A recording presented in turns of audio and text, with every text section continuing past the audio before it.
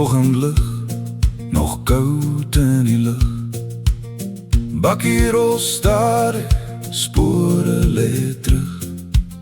Geen groot woorde, net oor wat sien. Jy leer vinnig, of jy leer niks nie. Hand op die skouer, kyk daarvoor. Lees die grond, jy soek na spoor. Wind in jou gesig, son in jou rug. Hier praat niemand nie, jy voel dit genoeg. Elke tree, elke stilte sin. Jy praat nie met die veld nie, jy luister in. Dis nie oor skiet nie, dis oor verstaan. Hoe jy loop en waar jy staan.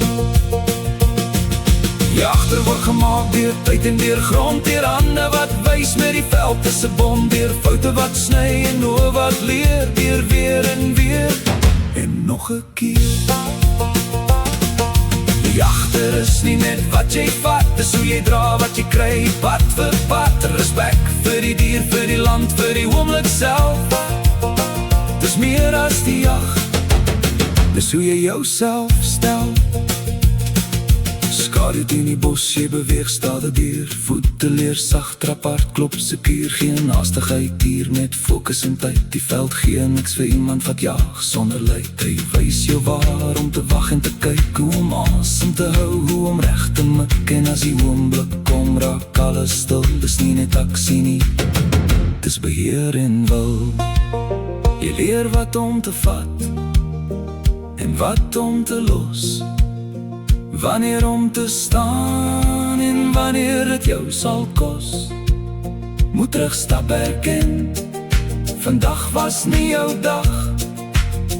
Want 'n ware jagter verstaan ook wag. Laaste word gemaak, nie gebore klaar is daar in die veld. Jaar na jaar is mense wat wys sonder groot vertoon en jy dra dit aan. Soos jy dit gekry het gewoon.